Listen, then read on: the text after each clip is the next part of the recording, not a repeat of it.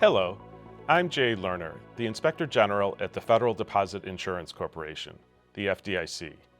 I'm pleased to announce the recent issuance of our report on the FDIC's implementation of supply chain risk management. In 2021, the FDIC awarded 483 contracts for products and services, totaling more than $2 billion. Each contract action has a supply chain associated with it, meaning the ecosystem that encompasses the creation of the product or service and moving it from production to the end user, the FDIC. The supply chain includes all the third-party vendors, suppliers, and providers that contribute to the product or service, and sometimes involves companies with global and interconnected relationships. The supply chain for each contractor or subcontractor may present unique risks to the FDIC, including possibly the installation of counterfeit hardware or software, or potential reliance on a malicious or unqualified provider. Further, the FDIC may have reduced visibility in understanding and controlling these risks, especially when the FDIC contractors rely on second and third-party providers and suppliers. Because the FDIC is a financial regulator and holds vast amounts of sensitive and non-public information, adversaries may seek to disrupt the agency's operations, programs, and functions, and may manipulate or exploit the sensitive information for their own purpose or benefit.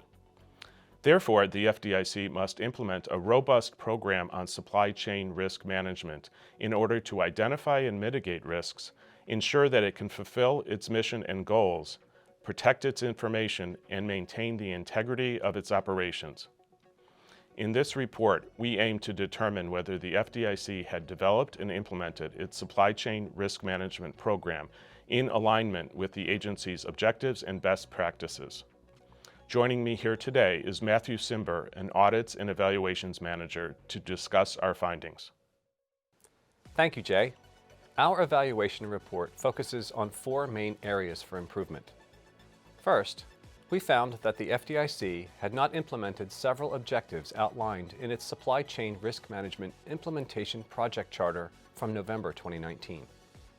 Specifically, the FDIC had not identified and documented known risks to the FDIC's supply chain, defined a risk management framework to evaluate risks to non-information technology procurements, and established metrics and indicators related to continuous monitoring and evaluation of supply chain risks. The FDIC should continue its efforts to fulfill these objectives, otherwise it may be exposed to supply chain threats that could compromise the FDIC's information systems and data and provide adversaries a means to exfiltrate sensitive information, such as confidential bank examination information. Ultimately, disruptions to the FDIC's supply chain could compromise the products, services, and facilities that enable the FDIC to perform its mission. Second, we found that the FDIC was not conducting supply chain risk assessments during its procurement processes. Without increased visibility into the FDIC's supply chains, it is difficult for the FDIC to manage these risks and reduce their susceptibility to threats, such as the installation of a backdoor into network monitoring software.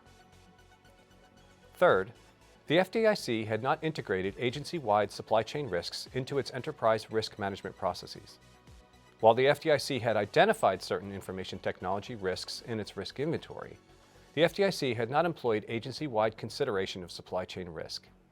As a result, the FDIC's risk inventory did not capture certain supply chain risks, nor did it capture supply chain risks associated with its non-information technology products and services.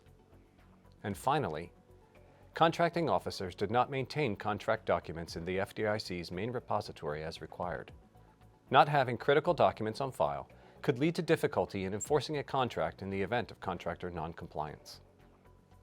We made 9 recommendations to the FDIC.